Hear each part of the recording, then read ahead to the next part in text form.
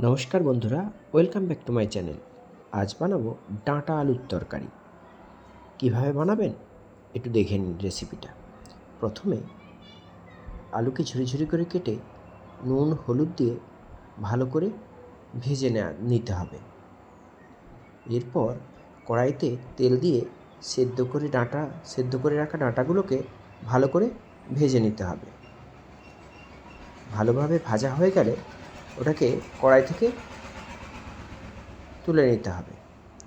এরপর ওই কড়াইয়ের মধ্যে তেল দিয়ে শুকনো লঙ্কা, তেজপাতা, ফোড়ন দিয়ে ভালো করে নেড়েচেড়ে রসুন বাটা দিয়ে একটু নেড়েচেড়ে নিতে হবে। এরপর টমেটো এবং পেঁয়াজের পেস্ট করে রাখা ছিল সেটাও দিয়ে দিতে হবে। এরপর ভালো করে কষা হয়ে গেলে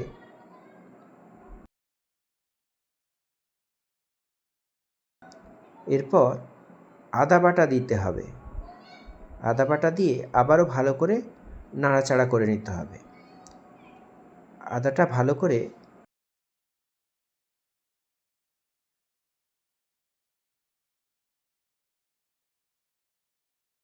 ভাজা ভাজা হয়ে যাওয়ার পরে হলুদ গুঁড়ো দিতে হবে, নুন দিতে হবে, লঙ্কা গুঁড়ো দিতে হবে, দিয়ে ভালো করে কষিয়ে নিতে হবে।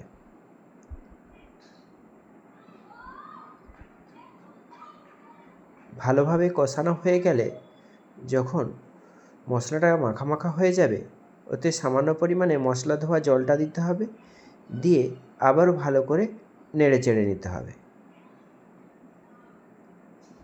ভালোভাবে মশলাটা কষা হয়ে গেলে ওর মধ্যে ধনে জিরে গুঁড়ো দিয়ে আবারও ভালো করে নেড়ে চেড়ে নিতে হবে। এরপর কষানো হয়ে যাওয়ার পর ভেজে রাখা ডাঁটা আলুটা দিয়ে ভালো করে কষিয়ে নিতে হবে। ভালো করে কষানো হয়ে গেলে ওতে সামান্য পরিমাণে জল দিয়ে কিছুক্ষণের জন্য রেখে নিয়ে আমরা গ্যাসটা বন্ধ করে দেবো এবং নামিয়ে নেব। আমার ডাঁটা আলুর তরকারি রেডি হয়ে গেল।